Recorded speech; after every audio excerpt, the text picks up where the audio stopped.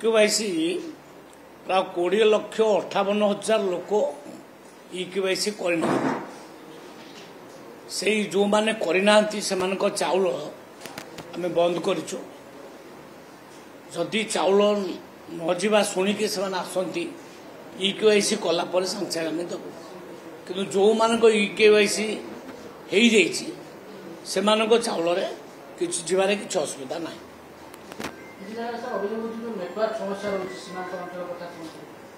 network समस्या जो जिला मानकर थिला सेगुड़े आम सबु प्रकार माने नेटवर्क व्यवस्था करिचु आउ केमती नेटवर्क कारण केवाईसी बंद न हो से व्यवस्था भी करिचु आउ तार जो बूस्टर सिस्टम बूस्टर भी आम लगेचु जोटा नेटवर्क ठीक भाव में काम दब से कार्य ता सत्वे जदि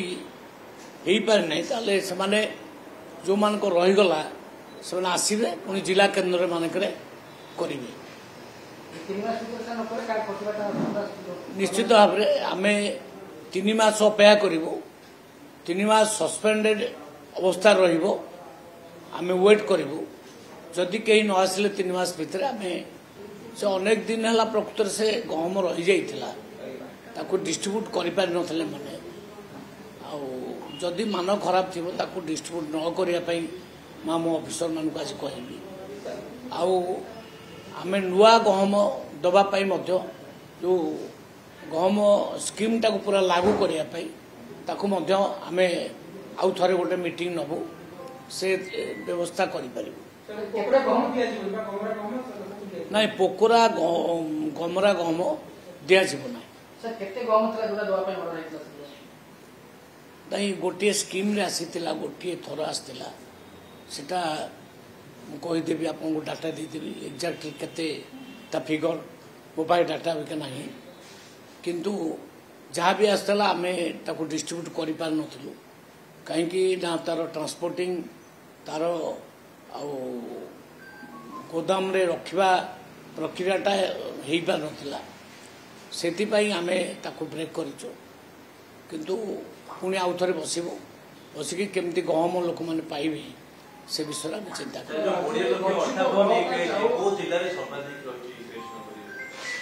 डाटा आम देदेबू आप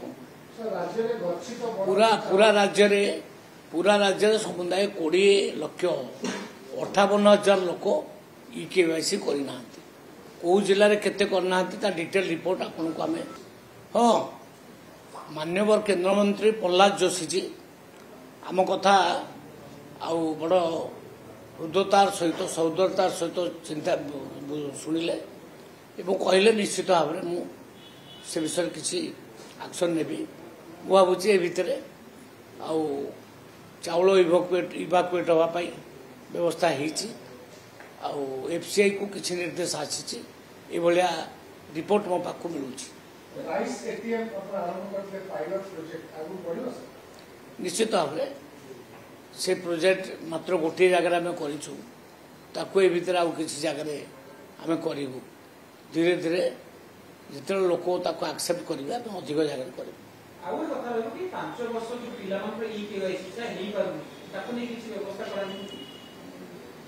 5 वर्ष पिला तो आड हो ना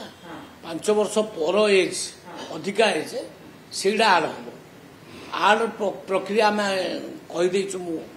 माने आम ऑफिसर मान कहुई आड हो आड कहार बंद हेनी